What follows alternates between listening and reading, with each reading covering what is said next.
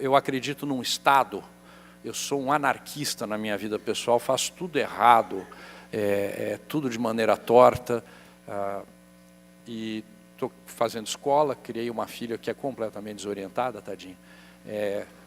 Hoje ela está no Havaí fazendo alguma coisa, fiquei sabendo ontem, e ela me manda orgulhosa uma foto dizendo: pai, essa sou eu fugindo de 2 policiais, porque a gente entrou numa trilha proibida lá na ilha de Oahu, e a polícia veio atrás da gente. E eu falei: mas filha, por que é proibida a trilha? É porque é quase 90 graus a trilha. Né? E aí o papai aqui fica super satisfeito, feliz, né, de ver que a filha dele aprendeu a fazer, tá vendo, Bim, está funcionando. Ela continua fazendo tudo errado. Mas eu acredito num Estado que é um Estado que tem um mínimo de ordem. E o nosso país, infelizmente, é um país que hoje resolveu que a ordem é algo que não se segue. E eu acho que o papel de vocês é fundamental, então eu acho importantíssimo vocês estarem aqui hoje e vocês exercerem o papel de vocês. Eu vou fazer aqui uma rápida análise do que é o licenciamento ambiental na visão do advogado, e vocês vão ver que eu radicalizo em alguns pontos. Um dos pontos que eu radicalizo é o papel de cada agente. Né? Então, eu queria começar dizendo o seguinte: o que é politicamente correto? O coronel começou nos brindando aí com uma análise histórica. Né? Mas o que é o politicamente correto, se não a tentativa de imposição de uma análise, de uma vontade que se traduz numa ética de um grupo que normalmente é um grupo de minoria? O politicamente correto nada mais é do que nós, nesta sala, por exemplo, nos reunirmos e decidirmos que nós abordamos um determinado tema sob uma determinada visão e passamos a tentar impor isso à sociedade como um todo. O politicamente correto é uma fragmentação de um conceito que é o conceito de vontade social. Então, isso, do ponto de vista de análise filosófica, o politicamente correto é, em si e por si, um processo de quebra de unidade de uma determinada sociedade. Muito bem. E o que seria a ética? A ética é um conceito que se contrapõe ao conceito de moral. Eu tenho um especial apreço por 2 obras, o Ética Nicômaco, que é lá de trás, né? E mais recentemente, o professor Fábio Conder Comparato produziu uma obra que eu acho que é necessária para a leitura de quem é da área jurídica, que é o livro que se resume ao título Ética. São 1.100 páginas de ensinamentos puros e interessantíssimos. E ética é a vontade de um grupo. Moral é aquilo que a gente traz na nossa essência, são aqueles valores que são seus. E cada um de nós tem o direito, como cidadão, como pessoa, a ter a sua moral. Eu não sei por que a Nanda Medeiros não está aqui hoje, porque ela seria a única que concordaria comigo, que eu vou dizer agora, assim como os animais têm também a sua moral. Pausa para reflexão. Quem é que gosta de cachorro? Por favor, levante a mão. Não precisa ter vergonha, gente, pode levantar a mão. Então, todos eles que levantaram a mão, peguem, por favor, uma caneta, adote um focinho, vão depois no Facebook, é o abrigo que eu orgulhosamente faço parte, nós cuidamos de 350 cães de rua. Quem quiser adotar um, eu trago para a Floripa, não tem desculpa, tá? Estes cidadãos menos reconhecidos também têm lá uma moral, porque isso é da essência do ser que é senciente, que sente. Tem medo, tem fome, tem alegria, isso é da natureza humana e não só humana. Já a ética é algo que está centrado, chegou ao Benir Burman, conta para ele o que eu falei sobre a questão de representação lá, por favor. A ética é algo que está restrito a um grupo, e nós não podemos perder de vista a análise histórica dos conceitos éticos que nos são apresentados. Então, o coronel falava da questão da ética do Partido Comunista, no início do século XX. Isso é muito claro. Né? Quando eles absorvem o conceito de politicamente correto, que começa nas cortes americanas, eles trazem o politicamente correto como o veículo para a imposição da vontade de um grupo sobre todos aqueles que querem integrar esse grupo. É uma regra de associação, nada mais do que isso. Ora, Com a mudança do conceito de politicamente correto para esta vontade de pequenos grupos, a gente passa a ter esta fragmentação do conceito maior, e com isso a gente começa a ter uma incongruência de ordem conceitual e estrutural entre o que é politicamente correto, vamos adotar este nome, mas não nos esqueçamos que nós estamos falando de uma ética de um grupo de pressão, seja ele minoritário ou não. Há uma incongruência entre o politicamente correto e aquilo que foi definido na estrutura política que nós vivemos e que a maioria dos países vive, que é uma coisa chamada lei. Então, eu crio um grupo que quer fazer uma determinada pressão, que dá uma interpretação absolutamente peculiar à lei, e eu procuro impor a isso aos grupos de decisão, aquele que tem o poder de decisão. Eu vou me lembrar de um caso, Tomás vai lembrar, Tomás estava no IBAMA e eu fui procurado por um grupo econômico que dizia o seguinte: eu tenho 5 grupos geradores de energia eólica. 3 no estado do Ceará, 2 no Rio Grande do Norte, bem ali na divisa. E eu licenciei os 3 no Ceará, os 2 no Rio Grande do Norte. Só que todos eles, depois de a energia ali absorvida, gerada, eles afluíam todos para um ponto, que é o ponto de equalização dessa energia, que estava no estado do Rio Grande do Norte. E aí a decisão do órgão ambiental do Ceará foi a seguinte: você precisa ir para o IBAMA. Seu empreendimento está em 2 estados. E a discussão que nós tivemos lá no IBAMA, que foi interessantíssima, foi a seguinte: cada um desses grupos, desses módulos geradores, tem um CNPJ. São 5 empreendimentos distintos. E este 6º, que é o ponto de conexão deles, é um 6º empreendimento. E a conclusão que nós chegamos, e o Tomás teve muita coragem para fazer o parecer para isso, até porque, lembra que o Rafael discordava, Tomás? O Rafael queria, porque queria que a coisa fosse para o IBAMA, e mais, dizia, não se aproveita os atos praticados pelo órgão estadual no licenciamento, quando isso vier para o IBAMA, porque pode haver procedimentos internos diversos. Isso, para mim, é uma declaração de não apego ao princípio federalista. E aí o que se decidiu foi que, de fato, o licenciamento eram 3 ali no Ceará, 2 aqui no Rio Grande do Norte, e aquele ponto de confluência, se houvesse a partir dele impacto que extrapolasse para o outro estado, pelo IBAMA, senão não. Isso chama, o nome disso é interpretação da lei. Né? Então, aqui é que vem o ponto que justifica e dá espaço para a existência do politicamente correto. A lei não é objetiva. A lei nunca é objetiva. Tem um autor que eu gosto muito, que escreveu recentemente um livro, cujo título é Por que Tenho Medo dos Juízes? Um tal de Eros Grau. Esse cara é bom, viu, gente? Coisa boa na vida.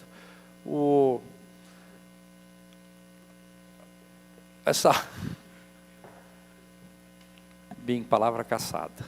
Aqui não é democracia. E se precisar, tem gente para te enquadrar, hein? Fique esperto.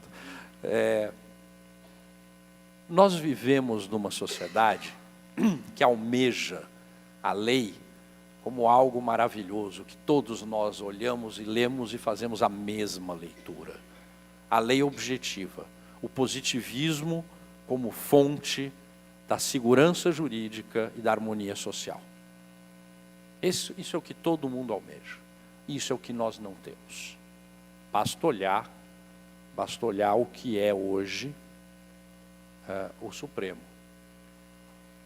Eu tenho uma proximidade com alguns dos ministros, eu comento com eles. Vocês, quando vieram para cá, imaginaram que iam ter que enfrentar isto que estão enfrentando? Porque é uma coisa... Se a nossa Suprema Corte, que são os 11 iluminados, e no país de futebol tinha que ser 11, né? Eu fico imaginando quem é o goleiro ali, né, daquela turma. Neymar eu sei que não tem.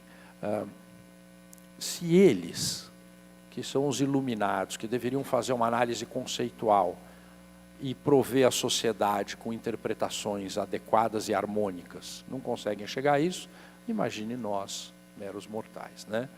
Então, a gente acaba ficando situação de ausência do parâmetro comum, que seria esta lei que a todos bastaria como elemento de interpretação. E como é que a gente leva isso para o licenciamento ambiental? E dentro do licenciamento especificamente, qual é o papel do advogado, que eu acho que é o que me cabe destacar aqui. Licenciamento é um processo dialético. Tem que ser.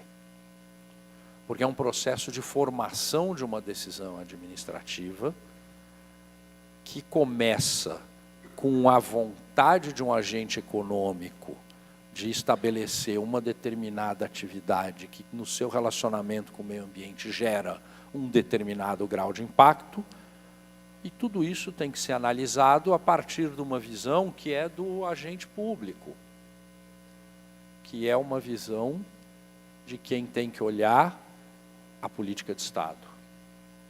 E aqui a gente falha de novo. O pessoal aqui que é de órgão ambiental, no mundo ideal, vocês olhariam esta lei absolutamente objetiva, esses são os parâmetros para o sujeito poder empreender. E esta é a vontade do Estado, definida por políticas públicas. Tomás falou da questão da avaliação de impactos. Seria minimamente razoável a gente inverter a forma como isso é visto, em vez de analisar o impacto a partir da intervenção de um empreendimento num determinado meio, definir previamente, através de uma política de zoneamento ecológico e econômico efetivo ou de uma análise estratégica, aquele meio, que tipo de atividade ele recebe. E aí eu vou voltar naquele, eu chamo carinhosamente no meu pequeno monstrinho. O pequeno monstrinho mora na Califórnia. A Califórnia tem um problema sério de acesso a recursos hídricos. A Califórnia tem um problema com água. E toda vez que eu vou para lá, eu vou visitar algum dos vários projetos que eles têm para garantir o suprimento de água. Sabe qual é a base de todos esses projetos? Nas áreas que tem água, que tem mananciais, que tem nascentes e que tem potencial hídrico, não tem determinados tipos de intervenção. É um zoneamento ecológico econômico feito há 50 anos. E, gente, eles não são tão melhores que a gente, não. Eles elegeram o Schwarzenegger governador. Eles elegeram o George Bush, presidente da República. O cara foi ator. 2 vezes, pois é. E depois o filho.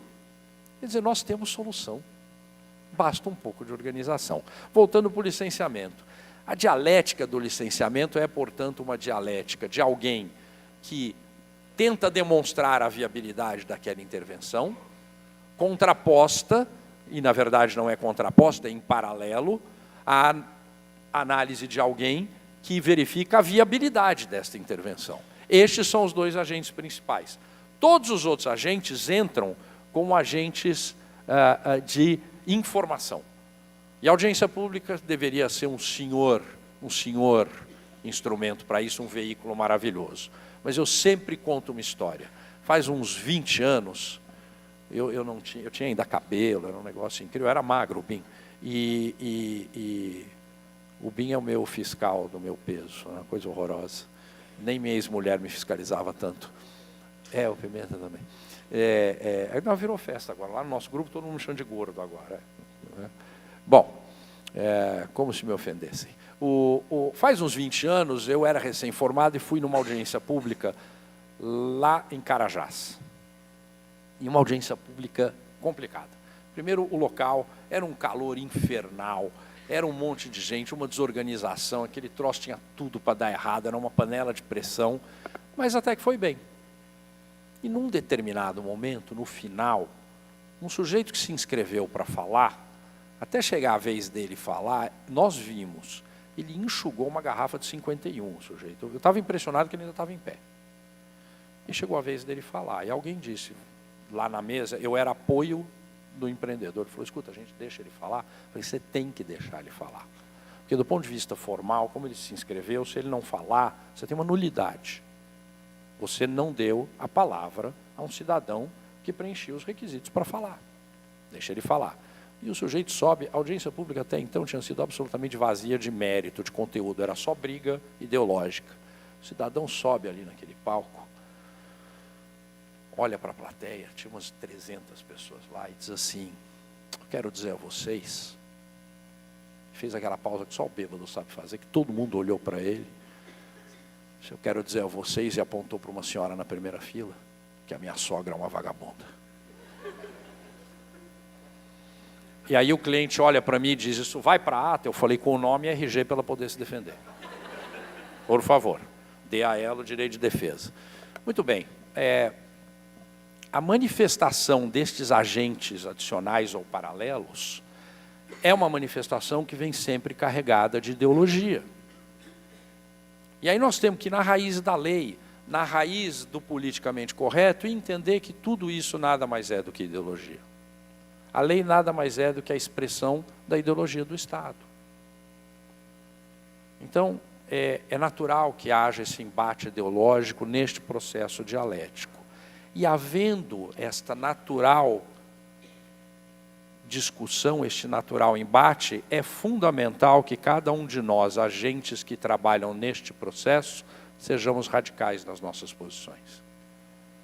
Eu tenho enormes embates, Dr. Valmor, eu tenho enormes embates com o MP.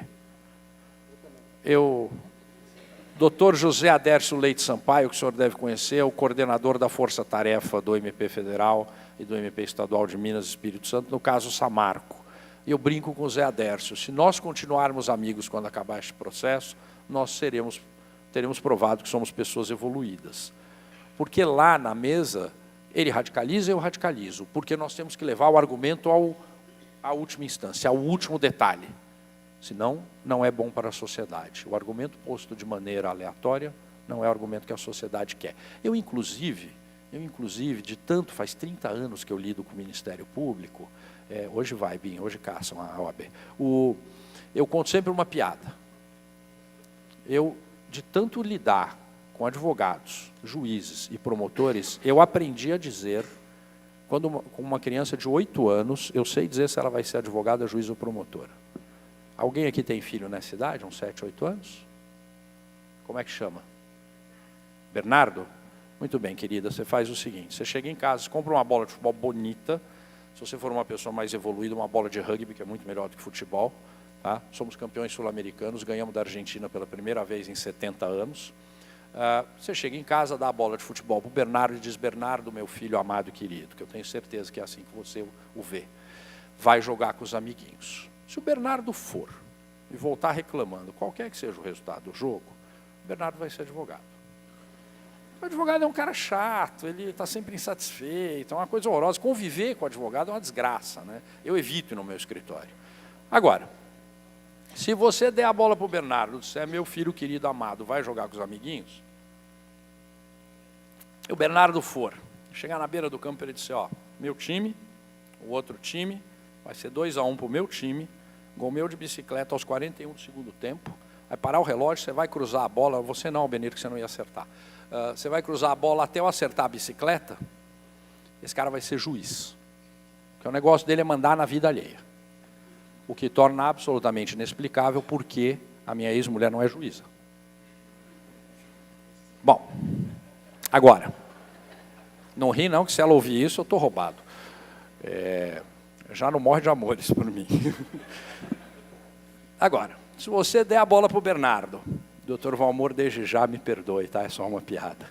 Se você der a bola para o Bernardo e disser: filho querido, amado, vá jogar com os amiguinhos, e o Bernardo começar a chorar, copiosamente, porque ele não tem amiguinhos,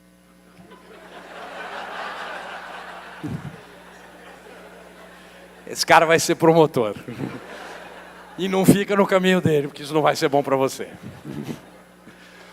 Doutor Valmor, em minha defesa, antes que o senhor responda, isso pode inverter a ordem, tá? No campo militar, você pode dizer isso do Exército, da Aeronáutica, da Marinha, você põe no último quem você quiser, né? Muito bem. O fato é o seguinte: o papel do Ministério Público, eu faço essa piada para falar disso, e eu tenho grandes amigos dentro do MP, o papel do Ministério Público é radicalizar a interpretação da lei na forma mais protetiva que couber e houver, e é esse o papel deles, e deem graças a Deus que eles estão fazendo isso. porque não há equilíbrio no processo dialético se não houver os extremos de parte a parte. Este é o papel. O que não pode acontecer é esse papel ser exercido a partir de uma fonte ideológica que contrarie a política de Estado. O que nos falta a advogados, a muitos integrantes do MP e a muitos integrantes de órgãos ambientais é pensar antes, o meu limite é a política de Estado. É a interpretação da lei pensando na política de Estado que eu vejo ali como a vontade do Estado. E é nesse ponto que eu digo que é fundamental o papel das forças policiais e das forças armadas, porque vocês são o fiel da balança.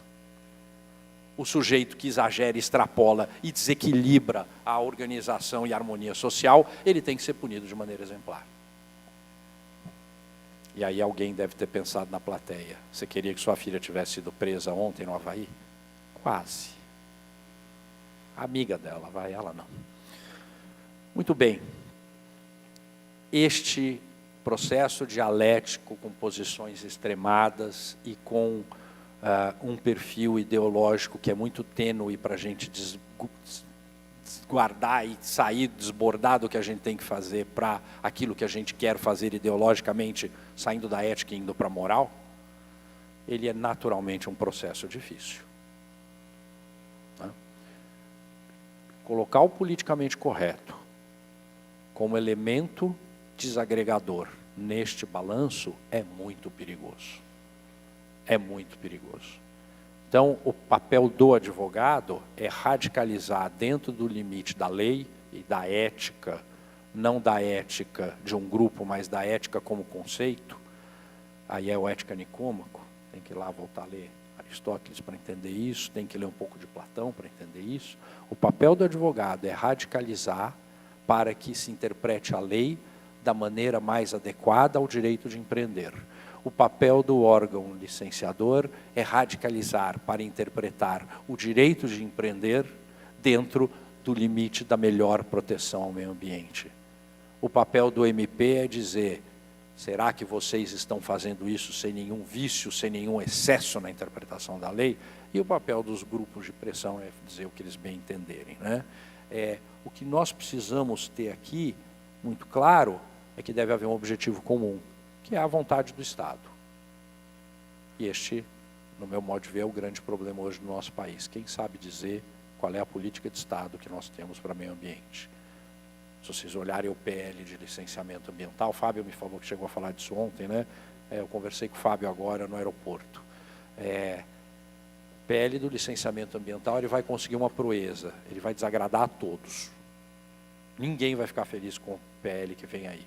Que ele vai criar um volume de termos jurídicos indeterminados, um volume de confronto e um limite de judicialização, que é um negócio bárbaro. Ninguém vai ficar feliz.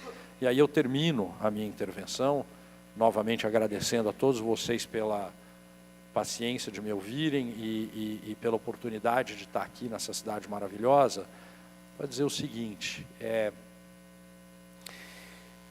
a gente não pode deixar a ideologia sobrepor ao direito, ainda que o direito seja produto da ideologia. E eu termino, portanto, com um exemplo que está acontecendo agora em São Paulo. É um projeto de uma termoelétrica na cidade de Peruíbe. Um projeto enorme. Muito que bem. Vamos para a audiência pública. A audiência pública não acontece. Grupos de pressão inviabilizam a audiência pública. O município, num movimento absolutamente, no meu modo de ver, de jogar para a plateia, aprova uma lei que diz que naquele município não cabem empreendimentos que gerem chuva ácida, tais como, e nomeia. E você, órgão ambiental, não serve para nada, tá? Porque não é mais você que analisa tecnicamente se aquele empreendimento gera ou não a chuva ácida. Ou seja, a chamada presunção relativa que existe ali vira verdade absoluta. Aí isto vai para o órgão ambiental de São Paulo, para a Secretaria de Meio Ambiente, e sai um parecer dizendo, olha, como tem uma lei que proíbe o seu empreendimento, você não ia conseguir aprovar mesmo, então você não vai fazer o empreendimento. Nós fazemos um pedido de reconsideração dizendo, a lei diz que não pode haver chuva ácida, e assume a premissa de que qualquer termoelétrica gera chuva ácida. Eu tenho uma tecnologia que evita isso. Eu quero demonstrar isso tecnicamente. Eu quero ter o direito de demonstrar isso num procedimento administrativo. É um direito meu como cidadão, como agente econômico. E isto foi negado. É a captura por posturas ideológicas, por posturas absolutamente populistas, de um procedimento que tem que ser absolutamente isento e que tem que ter o papel de cada um muito definido. A análise técnica é do empreendedor no primeiro momento, passa para o órgão ambiental no segundo momento, a do empreendedor é uma análise técnica pontual da interação do empreendimento com o meio ambiente, a do agente licenciador é mais ampla, é esta pontual e mais uma de verificação de atendimentos políticas de Estado, para que depois se possa exercer o poder de comando e controle e o poder de polícia de maneira adequada. Fora disso, a gente vive o caos, vive aquele mundo que é o mundo dos anarquistas, que é muito bonito para você fazer no seu dia a dia, pega uma frente da sua vida e transforma numa coisa anárquica para você ver a dificuldade que você vai ter de controlar. Eu fiz isso aos 9 anos de idade, quando eu peguei o primeiro cachorro de rua. Hoje eu tenho 350, e se vocês não ajudam, eu não sei o que fazer. A minha vida, é verdade, minha vida hoje depende disso. Né? Eu sou um cara que vive numa casa com 15 cães e 30 gatos de rua, e os meus vizinhos acham que eu sou louco. O nome disso é anarquia, ainda que seja organizada. Nós temos que viver uma coisa organizada e não ditada pelo politicamente correto, mas ditada pela lei e pelos sistemas de comando e controle que a gente tem. Muito obrigado.